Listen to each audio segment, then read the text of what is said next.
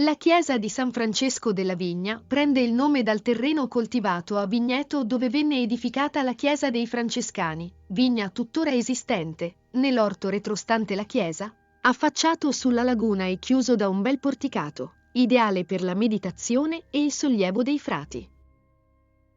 È importante per la storia veneziana, perché anticamente, nei pressi dei vigneti, sorgeva una chiesetta dedicata a San Marco, secondo la tradizione, in quel luogo dove l'Evangelista, proveniente da Aquileia, era approdato per ripararsi da una tempesta. Gli era apparso un angelo che lo salutò con le parole Pax tibi Marce Evangelista Meus, diventate il motto della Serenissima, sempre riportate nel libro aperto che il leone alato tiene sotto la zampa. La chiesa è importante anche per la storia dei frati osservanti francescani, che qui si stabilirono nel 200, avendo avuto il lascito dalla famiglia Azziani. Il terreno, dei vigneti e la chiesetta, e si svilupparono in laguna, tanto che San Francesco vi sostò dopo il ritorno dalla Terra Santa. Venne così ampliato il convento ed eretta una nuova chiesa dedicata a San Francesco.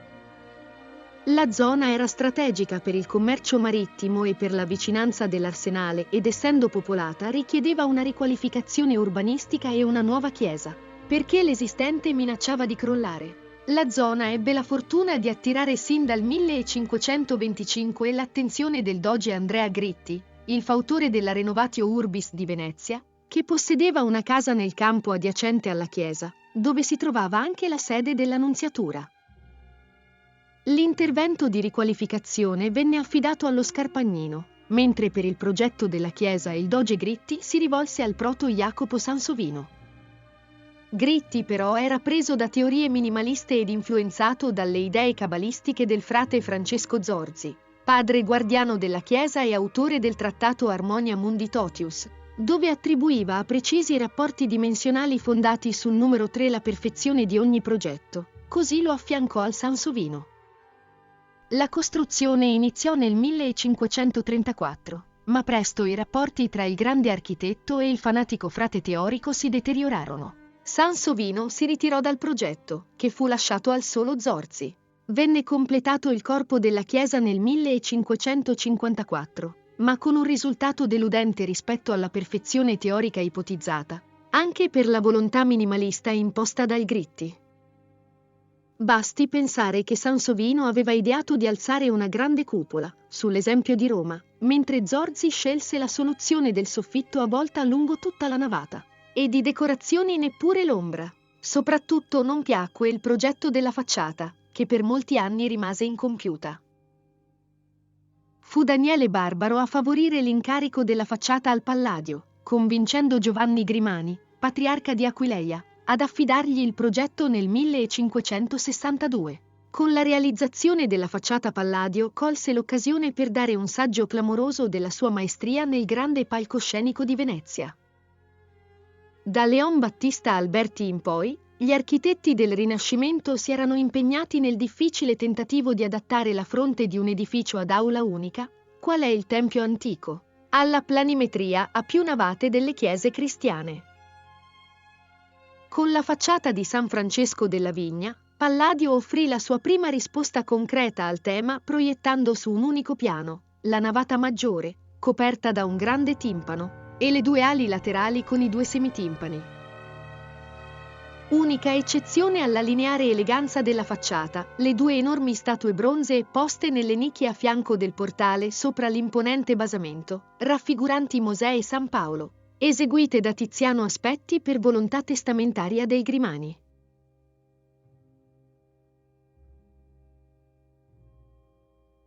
Uno degli orti del convento, dopo il muro, l'area abbandonata del gasometro, dove è stata trovata la vera da pozzo. Il complesso di San Francesco della Vigna era un importante centro religioso, culturale e artistico, perché frequentato da influenti personaggi che utilizzavano anche la ricca biblioteca del convento. All'epoca, il dominus dell'ambiente culturale era Daniele Barbaro. Si dedicò agli studi umanistici, in particolare alla traduzione del trattato sull'architettura di Vitruvio. La passione per l'architettura classica romana portò Daniele in contatto con Palladio, a cui in seguito commissionò la famosa Villa Barbaro di Masera assieme al fratello Marcantonio, ma era anche in contatto con l'ambiente veronese del San Micheli, che aveva seguito la formazione del Veronese. Alla destra della chiesa si sviluppa la parte conventuale, con i chiostri meravigliosi e lo stupendo porticato che si affaccia sull'orto con la famosa vigna, tuttora curata dai parrocchiani.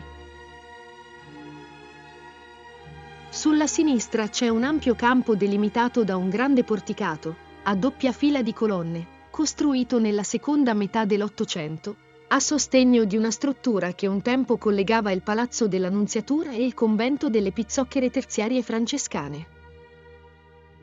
Importante e tipicamente veneziano è l'alto campanile, cuspidato e simile a quello di San Marco, ma più snello e meno imponente, costruito nel 1543 e ultimato nel 1581 da Bernardino Ungarin nella parte finale. Questi fu obbligato a tamponare le aperture verso l'arsenale per impedire di spiarne le attività.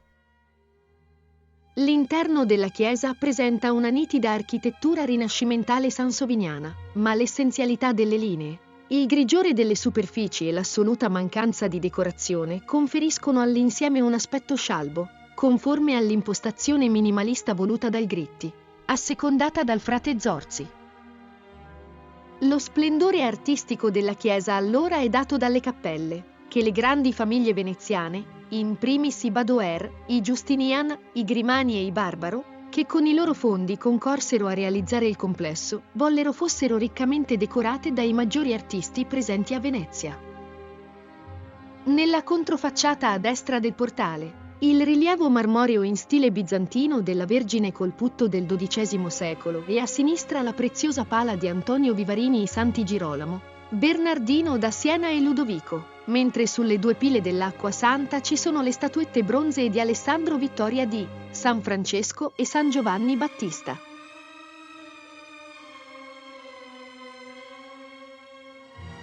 Nella cappella di Santa Caterina, Bragadin, a destra l'Ultima Cena di Gerolamo da Santa Croce, una rappresentazione di tipo storico, perché l'aspetto più importante dell'opera è la reazione degli apostoli alle parole di Cristo. In verità, vi dico, uno di voi mi tradirà.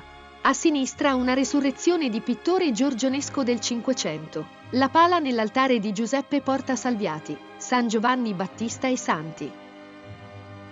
Cappella dell'Immacolata, Badoer Surian, ci sono tracce di affreschi alle pareti e opere di vari pittori, tra i quali spicca a sinistra il sacrificio di Isacco di Gian Battista Pittoni e la Rebecca al pozzo con Eleazar di Nicola Grassi. Cappella di San Francesco, Contarini, pala d'altare la Vergine in Gloria con i Santi, di Jacopo Palma il Giovane. Cappella della Resurrezione, Malipiero Badoer, con la pala Resurrezione di Paolo Veronese dal magnifico cromatismo. Cappella di San Giovanni Battista, Barbaro, questa pala è storicamente importante, perché rivela l'esistenza presso il circolo della vigna di un gruppo di personaggi colti e influenti, in particolare il frate Zorzi, Giovanni Grimani e Daniele Barbaro, che si collocavano in una posizione culturale religiosa ambigua, al limite dell'eterodossia, di vago platonismo, tra sacro e profano. Il tema del battesimo di Cristo, peraltro insolito per una cappella funeraria, era il tema centrale dell'anabattismo, che negava ogni efficacia del battesimo prima dell'età del discernimento. Nel dipinto del Franco era possibile una lettura di contenuti dottrinali eretici e per questo era stato denunciato all'inquisitore. Si doveva porre rimedio. Daniele era coinvolto in questa faccenda, se non altro per aver consentito la collocazione della pala nella cappella di famiglia. Così fece rifare la parte inferiore della tela, sovrapponendola. Ora comparivano gli angeli che accolgono le anime degli eletti, i demoni, la resurrezione della carne, la salvezza o la condanna eterna, la presenza della Madonna e di San Gregorio Magno, pronti a intercedere per le anime dei defunti, tutto secondo la corretta ortodossia. Così Daniele si tolse il sospetto di eresia. Dopo la cappella Barbaro, nella parete esterna del transetto rivolta verso il presbiterio c'è l'altare Morosini con la straordinaria pala di Fra Antonio da Negroponte.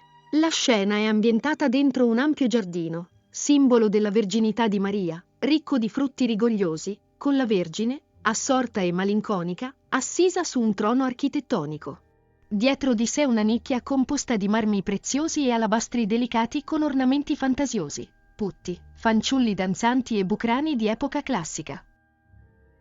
Cappella di San Pietro d'Alcantara, alla destra del presbiterio con la pala di San Francesco che riceve il bambino dalla Vergine di Sant'Eperanda. Ci sono varie opere di Francesco Fontebasso con storie della vita di San Pietro d'Alcantara e altre di autori vari. L'altare maggiore, cinquecentesco, di Girolamo Campagna, si eleva maestoso tra due ampie arcate lignee dorate poggianti su 8 colonne, con un bel tabernacolo e 2 statue poste tra le colonne di San Francesco e Sant'Antonio, sempre di Campagna. Un grande triangolo unisce il crocifisso ai 2 santi come in una sacra conversazione. Nel frontone dell'arco trionfale in legno policromo il Padre Eterno Benedicente con gli angeli ai lati. Sul fianco sinistro del presbiterio, la straordinaria cappella Badoer Justinian, di San Girolamo, è un gioiello di sculture della bottega dei Lombardo tra 400 e 500, realizzate con eccezionale finezza, secondo un articolato programma iconografico cristologico. Nelle pareti, le parti centrali sono entrambe occupate da 2 teorie di profeti, quelli che hanno preannunciato l'avvento salvifico di Cristo e furono i principali plasmatori della coscienza religiosa, tutti della stessa età e dalle barbe ritorte come matasse, declamando la propria testimonianza sull'avvento del Redentore contro l'incredulità dei giudei. Nelle fasce superiori, ad ogni riquadro di profeta corrisponde un episodio evangelico significativo, creando una bellissima narrazione sintetica della vita di Cristo, con la partecipazione di Maria. Concludono la decorazione marmorea le figure dei 4 evangelisti, posti agli inizi delle 2 file di profeti, vicino all'altare. Al centro campeggia l'altare con la meravigliosa pala marmorea, articolata in vari scomparti, nella parte bassa il trittico di San Girolamo con 4 santi.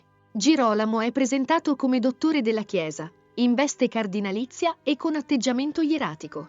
A sinistra l'Arcangelo Michele, giudice delle anime, e accanto una languida e sensuale Agnese, a destra San Giacomo Minore, accompagnato da Sant'Antonio.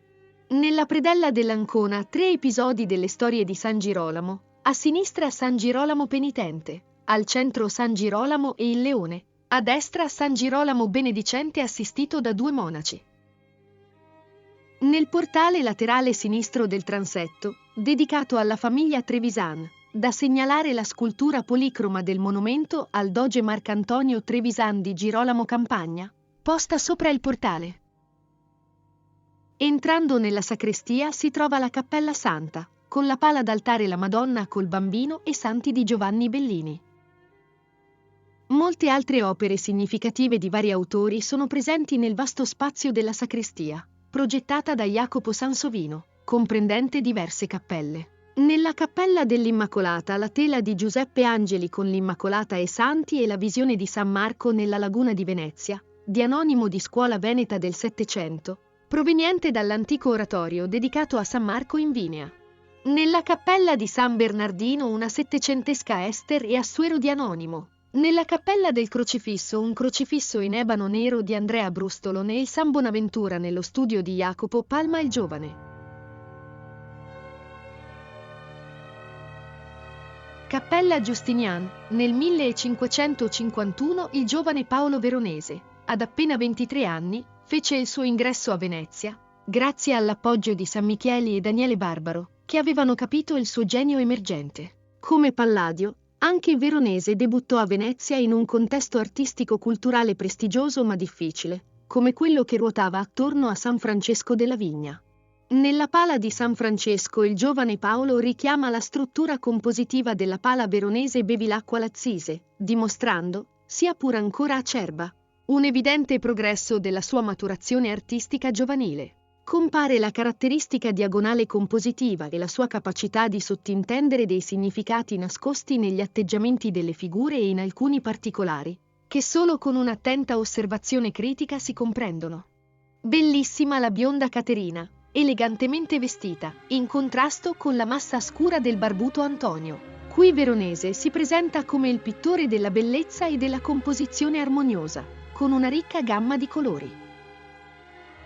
Cappella di San Bernardo, Dandolo, la pala d'altare la Vergine col Bambino e Santi di Giuseppe Porta, il Salviati.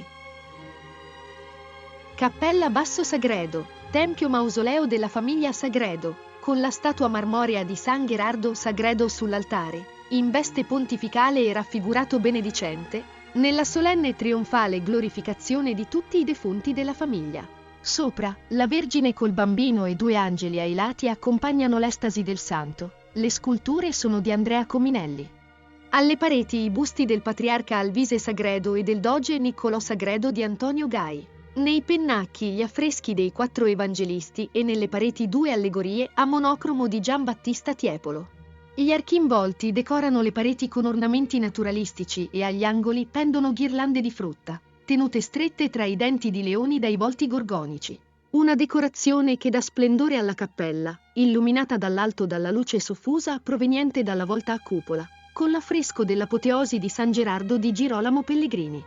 Molto bello il paliotto dell'altare, in marmo nero, finemente intarsiato di ridondanti volute floreali, con al centro la figura di San Gerardo in piedi, con la mano destra a benedire e nella sinistra il pastorale. Cappella di Sant'Antonio Abate, Cappella Montefeltro, trittico con i Santi Rocco, Antonio Abate e Sebastiano, di Alessandro Vittoria.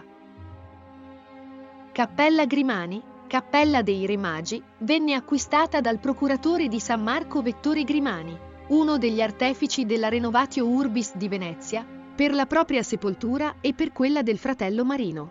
Alla sua morte, 1558, il fratello Giovanni Grimani, patriarca di Aquileia, unico rimasto in vita dei 4 fratelli, si impossessò della cappella per farne la propria sepoltura, facendo trasferire il corpo del fratello nella chiesa di San Giuseppe di Castello.